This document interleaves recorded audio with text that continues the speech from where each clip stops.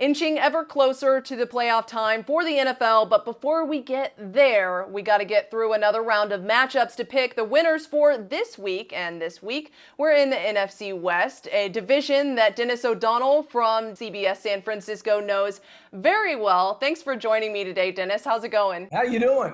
Better than the 49ers. Better than the 49ers. And I want to start with that team because it's the hometown team. They're 5-8 right now. Very different season than they had last year. And they're meeting the 4-9 Dallas Cowboys. These two teams are without their starting quarterbacks. And Dennis, how do you see this game playing out? You know, Nick Mullins, 7 turnovers, Katie, in his last 4 games. The 49ers, as you know, decimated by injuries like the Cowboys are. The 49ers, I feel, are going in the wrong direction. The end of the season can't get here soon enough. 49ers are actually 2-point favorites in this game, but no Deebo Samuel. So Mullins, who struggled last week against Washington, is going to struggle again. I think the Cowboys look really good, 30-7 over Cincinnati. Andy Dalton looked like the old Bengal quarterback in that game. And the key for me, watch out for a little revenge factor. Aldon Smith, 78-yard touchdown return last week for the Cowboys. 3 first-half turnovers. I think Dallas wins this football game. All right, and let's work our way up the NFC West. Next up, the 7-6 Arizona Cardinals.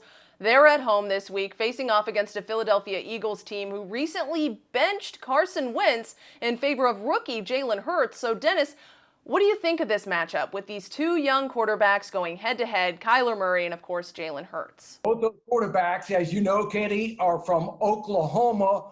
Both love to run the football. Kyler Murray, over 700 yards rushing, ball behind Lamar Jackson.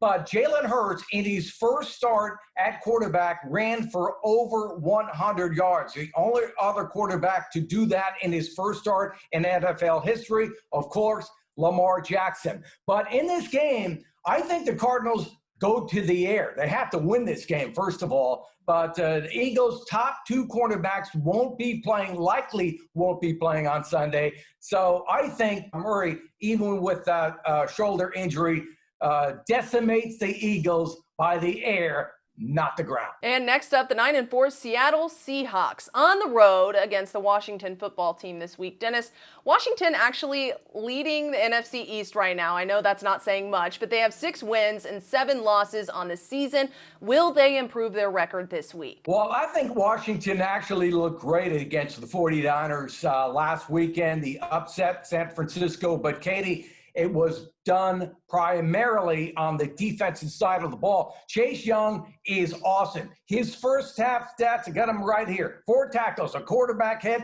1 sack, 1 forced fumble, and a touchdown. That guy was a one-man wrecking crew.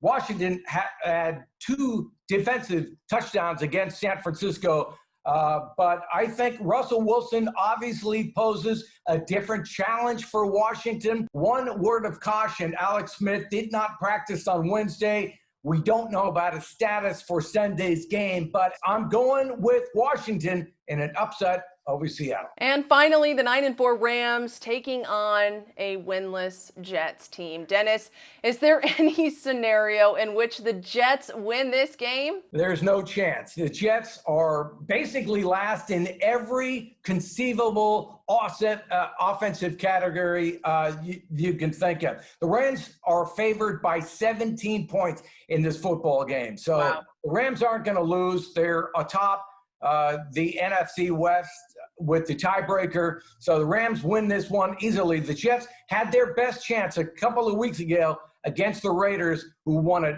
on the final play of the game. Just kind of crawling to the finish line at this point. Dennis, thank you so much for joining me today, and I can't wait to see how all these games shake out this week, week 15 of the NFL season. I'm Katie Johnston for CBS Local Sports.